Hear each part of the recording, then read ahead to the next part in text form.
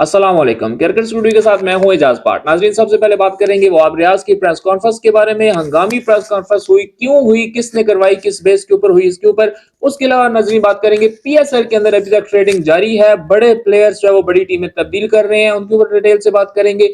और लास्ट में बात करेंगे ऑस्ट्रेलिया ने अपने स्क्वाड की अनाउंसमेंट कर दी है वर्सेस पाकिस्तान। उसके अंदर कितने खतरनाक लोग शामिल हैं, इसके ऊपर डिटेल में आपसे बात करेंगे। तो सबसे पहले नाजरीन बात कर लेते हैं वहाब रियाज की प्रेस कॉन्फ्रेंस। वहाब रियाज की प्रेस कॉन्फ्रेंस, सबसे पहली बात यह कि एक सियासी बयान था, उसकी कोई हैसियत नहीं बचती। अचानक से आप इस तरह की प्रेस कॉन्फ्रेंस नहीं कर सकते। एक दिन पहले आपने सलमान भट्ट को जो है वो अपनी टीम के अंदर शामिल किया, तो क्या उस टाइम आपने किसी से मशवरा नहीं किया था? या मैं ये कह दूं कि उस टाइम आपने अपने हफीज साहब से नहीं पूछा था कि हफीज इसको रखना है या नहीं रखना? क्योंकि ऐसे प्लेयर से मसला जिनके करेक्टर्स के ऊपर फिक्सिंग का दाग है। सबसे ज्यादा मसला इस टाइम जो भी आपकी टीम मैनेजमेंट है वो उसमें हफीज है, कि जिनको इन लोगों से सबसे ज्यादा मसला है। तो क्या आपने हफीज से पहले नहीं पूछा था?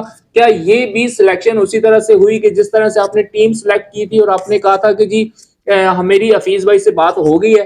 ये तो जुमला बड़े ही वायरल हो रहा है कि जी मेरी बात हो चुकी है, क्योंकि आपने सिलेक्शन कमेटी के लोगों को पूछा ही नहीं था।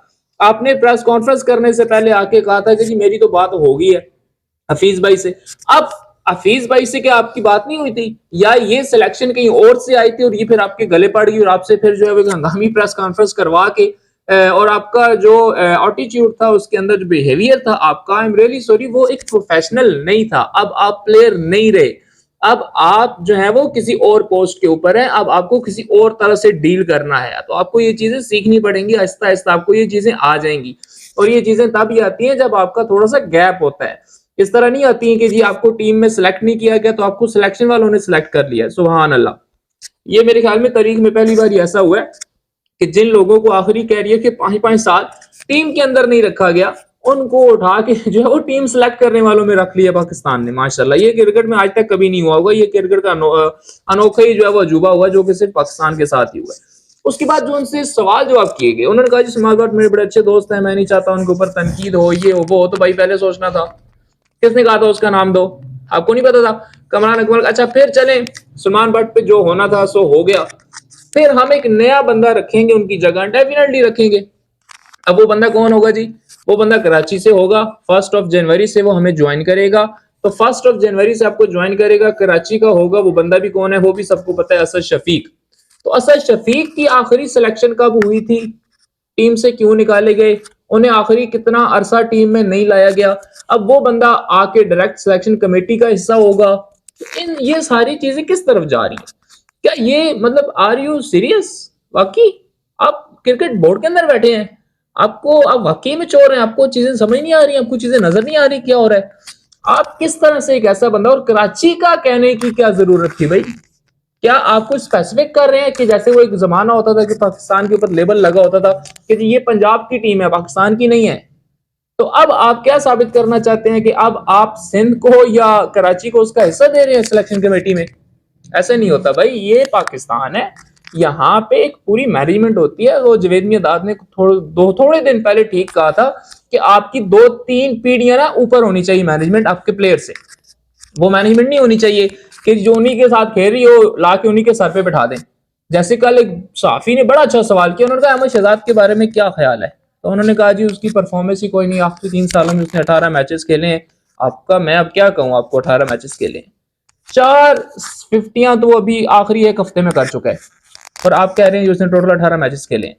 ये वहाब रियाज को आप नहीं लाएंगे अहमद शहजाद को, मुझे पता है आप नहीं लाएंगे भाई। आपकी आखिरी पीएसएल के अंदर जब वो खेल रहा था, आपकी लड़ाई हुई थी उसके साथ, उसने आपको छक्के मारे थे। आप उसको कैसे रखेंगे? तो यही बात जवेद मियां समझा रहे थे कि भाई 2-3 पीढ़ियां ऊपर लाओ ताकि वो एक रिस्पेक्ट का जो है ना एलिमेंट वो बने, या एटलीस्ट बरकरार रहे। यार बनने को भी गोली मारो यार, कुछ भी नहीं था। हमें तनकीद करना आती है, हमें दूसरों को नीचे दिखाना आता है, हमें दूसरों पे बातें करना आती हैं, हमें अपना नहीं पता। यानी हम किस स्टेज पे खड़े थे जब हम प्लेयर थे, और हम तो मतलब ये तो अल्लाह ना करे, मेरी आज भी डिस्कशन हो रही थी दिन को, कि हम तो उस मोड़ पे खड़े हैं कि शायद ये कहीं अल्लाह ना करे कि वर्ल्ड कप के करीब करीब जाके जाओ पाकिस्तान को बैन करवा दें कि जी आपकी तो सियासी मुदाखलत है। आपका स्पोर्ट्स मिनिस्टर जो है वो डील कर रहा है आपके बोर्ड को, टीम सिलेक्शन कर रहा है वो आपकी ना। अब ये देखें, ये एलिमेंट है जो मैं आपको समझा रहा हूं कि ये सीट कहां से आई है, ये सीटें कहां से आ रही हैं, ये सीटें कहां जा रही हैं, ये अलमिया है सारा। इसके अलावा कोई रोला नहीं है। प्रेस कॉन्फ्रेंस कर हंगामी करने की कोई तुक नहीं बनती थी, बस वो एक कॉल आ जाती है ना, आपको पता है, फिर उस कॉल के बाद आपको प्रेस कॉन्फ्रेंस करनी पड़ जाती है। तो ये सिर्फ वो प्रेस कॉन्फ्रेंस थी जिसका कोई मकसद नहीं था, बस ये बताना था लोगों को, और जी हमने भट्ट साहब को निकाल दिया जी, हम जी एक नया लड़का कराची का ला रहे हैं।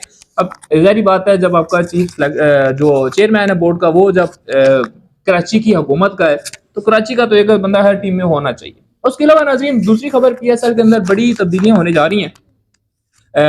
इस्लामाबाद यूनाइटेड इस बार एक बड़े अच्छे मूड में, उन्होंने फखर जमान को भी बुला लिया है, उन्होंने जो है वो नसीम शाह को भी बुला लिया है। मेरे ख्याल में वो जीतने के मूड में है। और उसके अलावा जो आजम खान है वो चले गए हैं जी लाहौर कलंदर के अंदर, यानी वो जो ट्रेड हुई है लाहौर और इस्लामाबाद के अंदर, वो फखर और आजम खान की हुई है।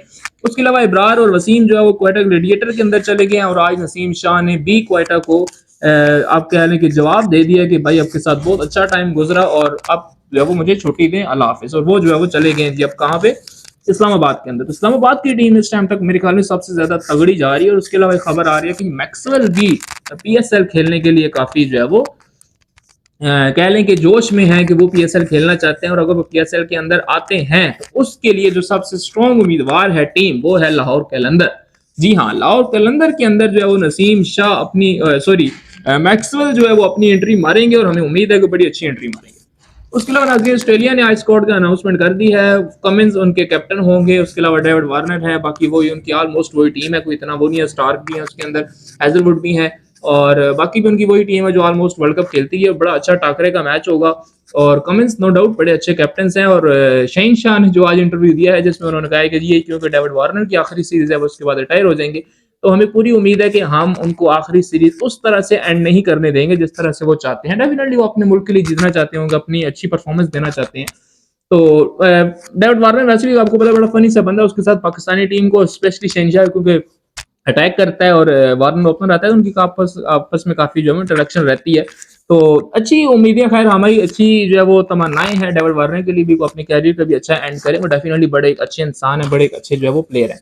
उसके अलावा सेंट्रल कॉन्ट्रैक्ट के अंदर आज साहबजादा फरहान को जो है वो ऐड कर दिया गया है, और अहमद शहजाद नहीं आएंगे, उनकी जगह अगर आए तो साहबजादा फरहान आएंगे। जी हाँ, ये भी एक मैं बड़ी अपडेट आपको दे रहा हूँ कि अहमद शहजाद के बारे में जो कल प्रेस कॉन्फ्रेंस के अंदर बातें की गई, उसके अलावा जो है वो साहबजादा फरहान ही अब एक ऐसा बंदा है कि जो आ सकता है, क्योंकि अहमद शहजाद ने तो भाई लड़ाई की थी और छक्के मारे थे, उसका आना तो बड़ा मुश्किल है। उसके अलावा नाज़रीन, टी20 की अगर बात करें तो टी20 क्योंकि सबसे ज्यादा मैचेस पाकिस्तान जीता हुआ था, पाकिस्तान के पास रिकॉर्ड था 135 टी20 मैचेस जीतने का, तो वो इंडिया ने अपना ऑस्ट्रेलिया के खिलाफ चौथा मैच जीत के तोड़ दिया है। इस टाइम इंडिया जो है वो ऐसी टीम है जो सबसे ज्यादा टी20 इंटरनेशनल मैच जीती है, और पाकिस्तान दूसरे नंबर के ऊपर है। 136 के साथ इंडिया पहले के ऊपर है, 135 के साथ पाकिस्तान जो है वो दूसरे नंबर के ऊपर है। बड़े अरसे तक जो है वो 2007 से आप कह लें अभी तक जो है वो 2023 तक जो है वो पाकिस्तान ही नंबर 1 रहा। तो ये डेफिनेटली बड़ी अच्छी बात है, लेकिन कोई नहीं, अभी आगे हमारी 5 मैचेस की सीरीज आएगी न्यूजीलैंड के साथ, तो इंशाल्लाह दोबारा इंडिया को जो है वो काबू हम कर लेंगे। तो ये थी नाज़रीन अभी तक की अपडेट्स। अगर हमारे चैनल को पर नए हैं तो हमारे चैनल को जरूर सब्सक्राइब करें। बहुत जल्द मिलेंगे इंशाल्लाह अपनी अगली वीडियो के साथ, तब तक के लिए अल्लाह हाफिज़।